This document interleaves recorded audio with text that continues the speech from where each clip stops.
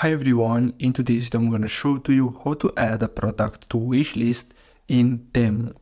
So in order to do that, you'll have to use the app. You can do this on the web app, so you'll have to use your phone and then you'll have to simply log into your account, and then what you'll have to do is simply choose the product that you want to save. So let's go with this one here. And now what you'll have to do is simply scroll down. So you'll have to scroll at the bottom of the product page, and then what you'll have to do, so you'll have to scroll here and then go back right here where it says product details, and as you can see you have two buttons. So you have save and report. So click on save, and as you can see, save to wish list.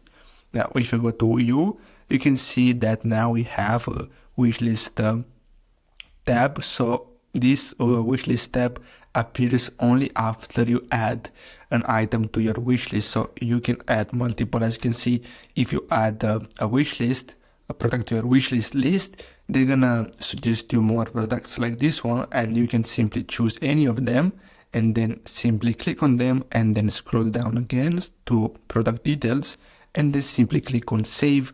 And basically this is how you can add a product to wishlist in Temu.